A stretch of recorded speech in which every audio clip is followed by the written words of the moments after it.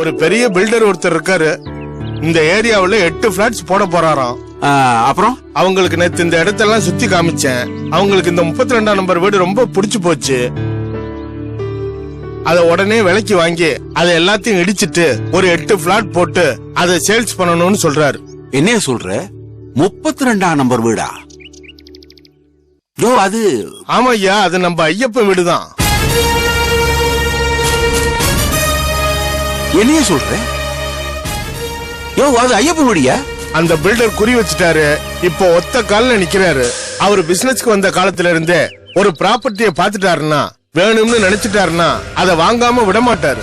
அவ்வளவு சென்டிமெண்ட், செல்வாக்கு, ஆள் பலம், பண பலம் எல்லாமே இருக்கு. நிறுத்தியா? நிறுத்து. இதெல்லாம் ஏயா என்கிட்ட சொல்ற? வீடு ஐயப்பனுது, இதெல்லாம் அவங்கிட்ட போய் தானே சொல்லணும். அதான் முன்னமே சொன்னேயா, ஐயப்பன் எதுக்குமே ஒத்து வராத கேஸ்ன்னு. அதான் ஐயா கிட்ட நேராவே வந்தேன். நான் என்னையா பண்ண முடியும்? ஐயா, என்னையா எதுவுமே தெரியாத மாதிரி கேக்குறீங்க? அந்த வீட்டு மேல ஐயா 12 லட்சம் ரூபாய் நம்ம ஐயப்பனுக்காக கடன் கொடுத்ததும் அதை திருப்பி கொடுக்க முடியாம மாசம் 6000 ரூபாய் வட்டி கட்டுறதும் ஊருக்கே தெரிஞ்ச விஷயம் தானே ஐயா. அதை ஐயப்பனே தம்பட்டம் அடிச்சுக்கிட்டு இருக்கானே. அவனால அந்த பணத்தை எப்பவுமே திருப்பி கொடுக்க முடியாது. அதுவும் இல்லாம சென்டிமெண்ட் பேசி அந்த வீட்டை எப்பவுமே விற்க முடியாம பண்ணுவான். லட்சக்கணக்கில் பணம் வரும்போது என்னையா சென்டிமெண்ட்? இப்ப பாரு, அவன் 5க்கும் 10க்கும் அல்லாடிக்கிட்டு இருக்கான். உங்களுக்கு தெரியாது ஐயா, அது அவன் பொண்டாட்டி வெளியில வந்த சொத்து. அவ அந்த வீட்டுல தான் உயிரை விட்டா. சாகிறதுக்கு முன்னாடி இந்த வீட்டை வித்துறாதீங்கன்னு சத்தியம் வாங்கிட்டு செத்தா. இதெல்லாம் பழைய கதையா. அந்த சென்டிமெண்ட்ல தான் அவன் அந்த வீட்டை விற்காம வச்சுக்கிட்டு இருக்கான். சரிப்பா, இப்ப நான் என்ன பண்ணணும்? என்ன பண்ண சொல்ற? ஐயப்பனை அந்த வீட்டை விற்க வைக்கணும். அது உங்களால மட்டும்தான் முடியும். என்னோட 12 லட்சத்தை உடனே எடுத்து வைக்கன்னு சொல்லுங்க, தானா வலிக்கு வந்துடுறான்.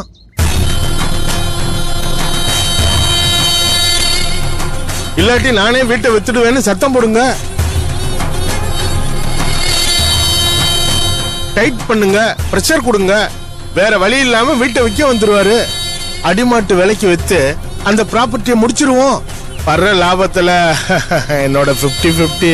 சரி, இப்ப அங்க லேண்டோட மதிப்பு என்ன? கேரண்டியா 80 லட்சம் போகுங்க. நானா இருந்தா என்னைக்கோ வித்துட்டு செட்டில் ஆயிருப்பேங்க. தானும் படுக்காம தள்ளியும் படுக்காம அந்த ஆளு ரொம்ப பேஜார் பண்ணிக்கிட்டு இருக்காங்க. ஏழைக்கு சொந்த வீடு இருந்து என்னையா பிரயோஜனம்? எந்த சுவத்தை தோன்றினாலும் சல்லி காசு கிடையாது. சரி, உன் பார்ட்டி யாரு? ஐயா, மீட்டிங் எல்லாம் அரேஞ்ச் பண்ணிட்டு சொல்றேன் ஐயா. உங்க புத்தி மாறவே மாறாதியா. உங்களை எல்லாம் திருத்தவே முடியாது. சரி போ, எல்லாம் எப்படின்னு யோசிச்சு சொல்றேன். ஐயா, கொஞ்சம் நல்ல பதிலா சொல்லுங்க ஐயா. எனக்கு நல்ல பதிலா சொல்றேன், போய்யா.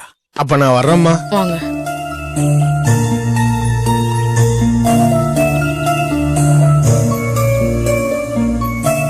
என்னங்க இப்ப என்ன பண்ண போறீங்க?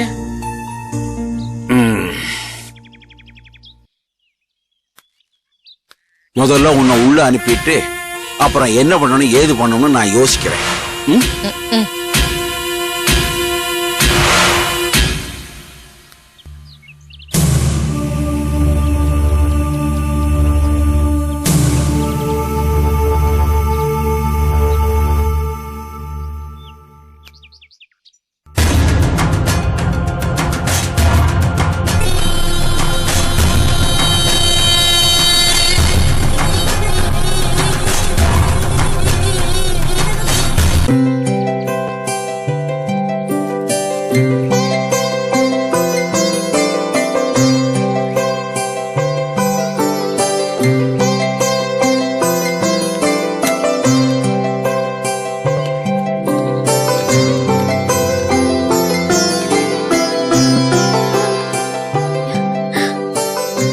அப்பா, நான் யார கூட்டிட்டு வந்திருக்கேன்னு பாருங்க. அடே வாடா நந்துக்குட்டி, இங்க வரதுக்கு வழி தெரியுதாடா? அவங்களுக்கு எல்லாம் தெரியாதுப்பா, நானே கட்டி எடுத்துட்டு வந்திருக்கேன். சரி, அம்மா கிட்ட யார் வந்திருக்கான்னு சொல்லி காப்பி கொண்டு வர சொல்லு. சரிப்பா. எப்படி மாமா இருக்கீங்க? ஃபர்ஸ்ட் கிளாஸா இருக்கேம்மா. அங்க எல்லாம் சௌக்கியமா? ஆல் வெல் மாமா. அங்க பெரியவர் எப்படி இருக்காரு? பார்த்து எவ்வளவு நாளாச்சு தெரியுமா? அந்த சபரிமலை ஐயப்பனை கூட வருஷத்துக்கு ஒரு வாட்டி பாத்துருவேன். ஆனா உங்க அப்பா ஐயப்பனை பாக்குறது குதிரை கொம்பா இருக்கு. சரி வா. சரி, இப்ப எப்படி இருக்கு அவனுக்கு உடம்பெல்லாம்? கல்யாணிய போன தடவை பார்த்தப்போ அப்பாவுக்கு மூட்டு வலின்னு சொன்னா. இப்ப எப்படிமா இருக்கு? மாமா எவ்வளவு பாசமா விசாரிக்கிறீங்க நீங்க. கேக்குறதுக்கு எவ்வளவு சந்தோஷமா இருக்கு. ஆனா அந்த பாசத்துல 10% கூட எங்க அப்பா கிட்ட இல்லையே. என்னடா பண்றது? தன்னை பாதிக்கப்பட்டவனாவும் என்ன குத்தவாளியாவும் உங்க அப்பா நினைக்கிறான். அப்புறம் என் மேல எப்படி பாசம் வரும்? இது என்ன இன்னைக்கு நேத்தி கதையா? 8-10 வருஷத்தோட சோகம். எப்போ என்கிட்ட பணம் வாங்க முடியாம வீட்டை கொண்டு அடமானம் வச்சானோ அப்பவே அவனுக்கு எனக்கு இருந்த உறவெல்லாம் முறிஞ்சு போச்சுமா. How sad. இத்தனைக்கும் என் கையில 10 காசு கிடையாதுன்னு உங்க அப்பனுக்கு நல்லாவே தெரியும். உங்க அம்மா அதான் தங்க வரலட்சுமி சாக கிடக்குறம்மா. அவளுக்கு கடன் வாங்கி ராஜ வைத்தியம் பார்த்திருக்கான். கடைசி சிகிச்சைக்காக ஐயப்பன் பேயா பறக்கிறான். பணமே கிடைக்கல. என்கிட்ட வந்து அட்லீஸ்ட் 2 லட்சம் கூடுறான்னு கேக்குறான். நானும் அப்ப வெறும் பரதேசி. நகைக்கடை டோட்டலா முழுகி போச்சு. நாளைக்கு எப்படி அடுப்பு எரியுன்னு நடு ரோட்ல நின்னு யோசிச்சுக்கிட்டு இருக்கேன். எனக்கு வரலட்சுமி தங்கச்சி தாண்டா. ஆனா கொடுக்கறதுக்கு கையில காசு இல்லடா ஐயப்பான்னு கெஞ்சற. ஆனா அவன் எதையும் கேட்கிற மன நிலைமையில இல்ல. பணத்தை வச்சுக்கிட்டு வஞ்சனை பண்ணாதரான்னு என் காலரை புடிச்சு மிரட்டுறான்.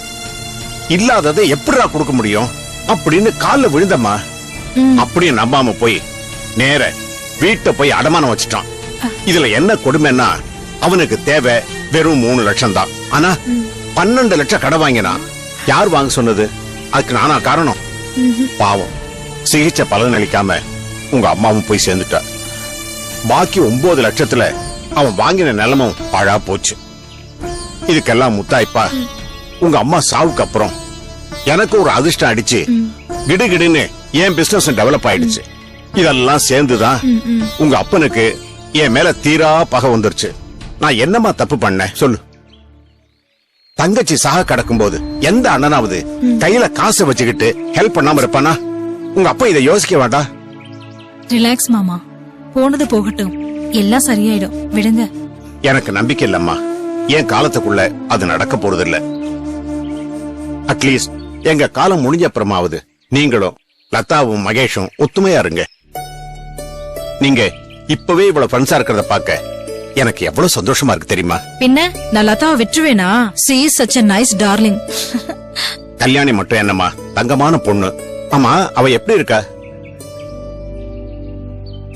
எல்லாம் சைலண்ட் ஆயிருச்சு மாமா. முதல்ல 2 நாள் பயங்கர டிராமா.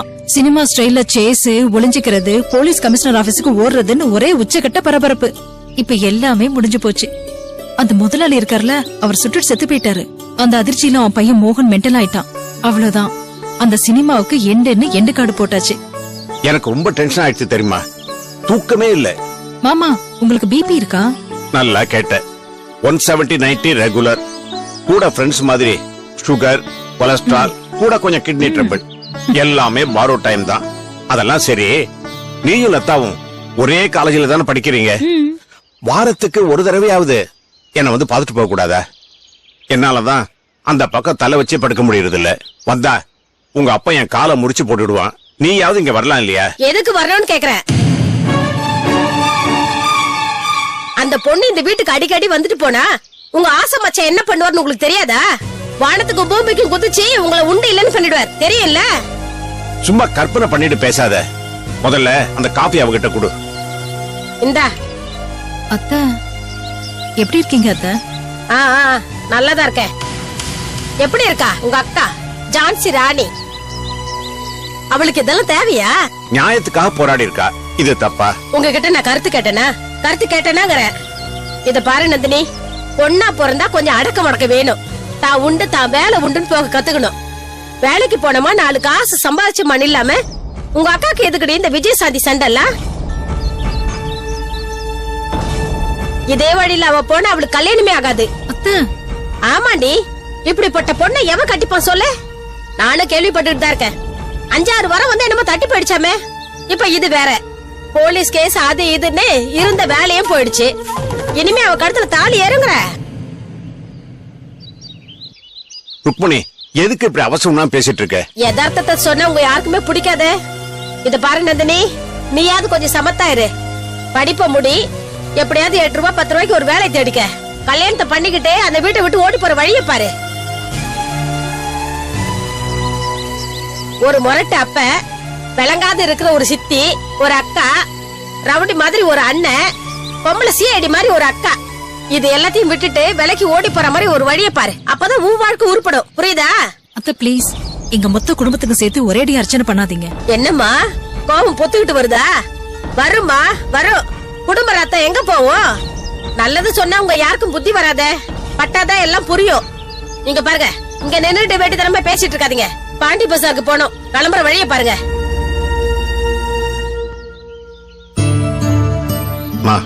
அவ சுபாவமே அப்படிதாம்மா. பரவாயில்ல மாமா, ஒவ்வொருத்தர் வீட்லயும் ஒருத்தர் இப்படித்தான் இருப்பாங்க. எனக்கு ஒண்ணு டென்ஷன் இல்ல. நீங்க உடம்ப பத்திரமா பாத்துக்கோங்க. நான் கிளம்புறேன். அமுதாவை ரொம்ப விசாரிச்சேன்னு சொல்லு. ஓகே மாமா, நான் கிளம்புறேன். பைடா லட்டு. சாரிக்கா, உன்னை கூட்டிட்டு வந்து மூட் அவுட் பண்ணிட்டேன். Don't be chilli. வரேன்டா செல்லம்.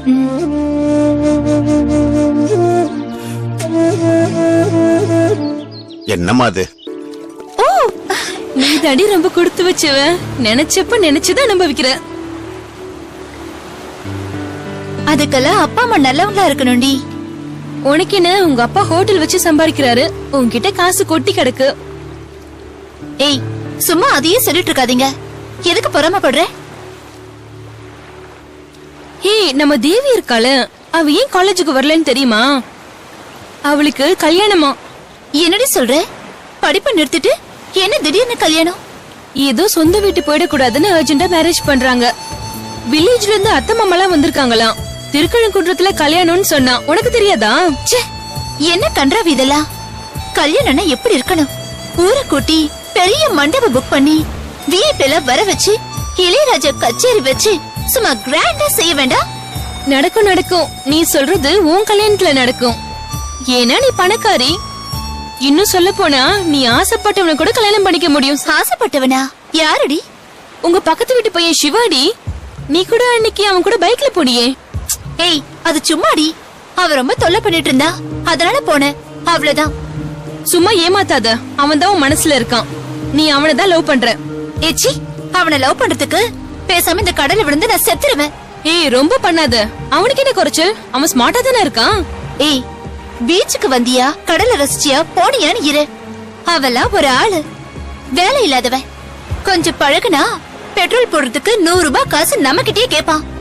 ஏன் இப்ப அவனை பத்தி பேசிட்டு இருக்க? கட்ட பஞ்சாயத்து வெட்டி வேலை செய்யறவனெல்லாம் எப்படி ஒரு பொண்ணு லவ் பண்ண முடியும்? அவன மாதிரி ஒரு லோஃபரை நான் பார்த்ததே இல்ல. ஏய், கடல் பாக்கிறதுக்கு எவ்வளவு ப்ளூவா இருக்குல்ல? ஏடி அந்த சிவாவை பத்தி ஞாபகப்படுத்தினே? நீ அவனை பத்தி பேசுற?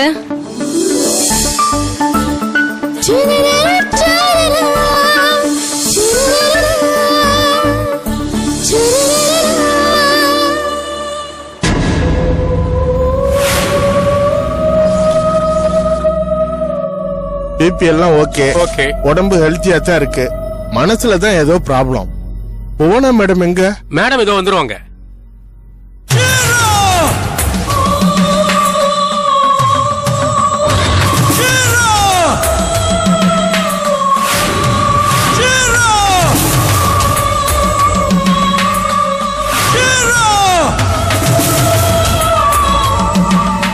செக் பண்ணிட்டேன் மேடம். எப்ப பேசுவாரு? அத கட் அண்ட் ரைட்டாலாம் சொல்ல முடியாது மேடம்.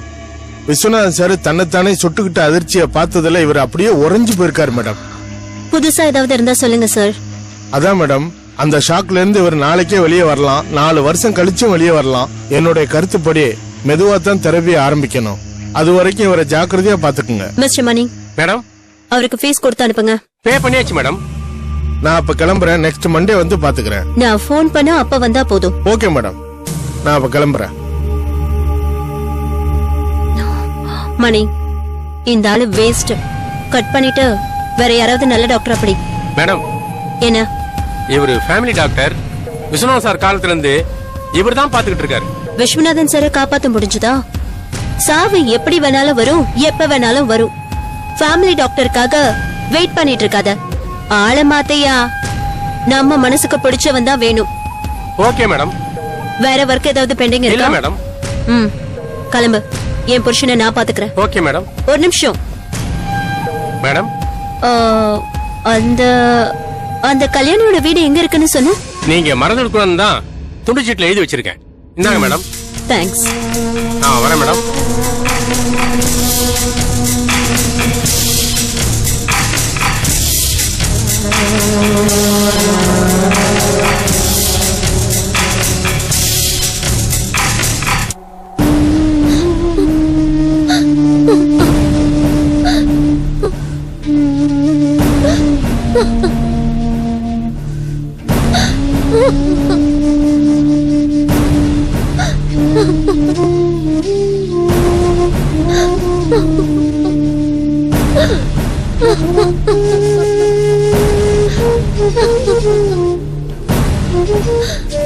மாலதி, ஏமா அழறு? ஏன்பா அவளை கேக்குறீங்க?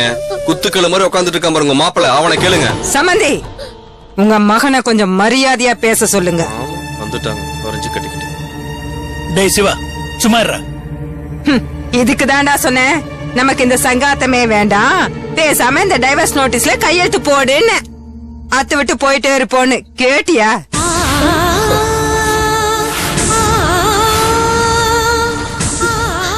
எங்க இப்படி எல்லாம் பேசினா அக்கா எப்படி ஃபீல் பண்ணுவாங்க? வாடி ஹீரோயினி, என்னடா பெரியவங்க எல்லாம் பேசிட்டு இருக்காங்களே, இவ்வளவு நேரம் குறுக்க வராம கேட்டுட்டு இருக்கியேன்னு நினைச்ச. வந்துட்டிய சம்பந்திமா, இப்ப என்னதான் பண்ணணும்ன்றீங்க? அடடா, உங்களுக்கு கிளிப்பிள்ளைக்கு சொல்ற மாதிரி எத்தனை தரம் சொல்லிருக்கேன்.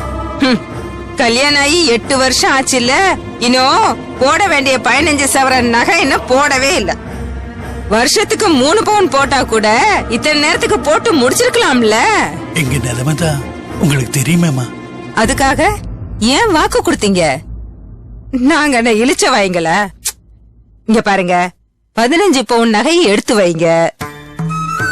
நகையை எடுத்துக்கிட்டு அப்படியே உங்க பொண்ணை எங்க வீட்டுக்கு கூட்டிட்டு போறோம்.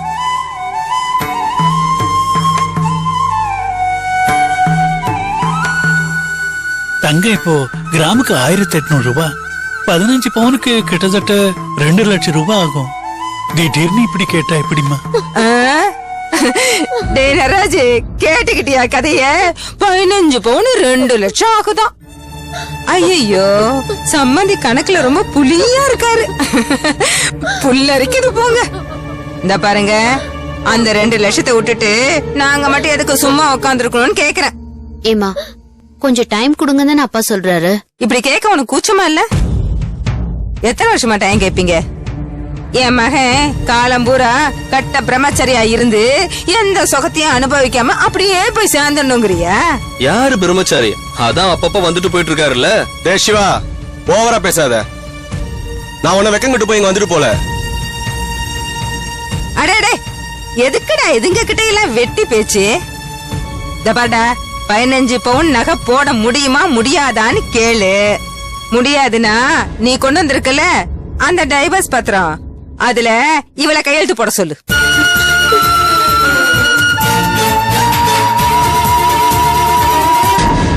வாழ நினைத்தால் உன் பாதை தெரியும், பாதை அறிந்தால் உன் வாழ்க்கை தொடரும்.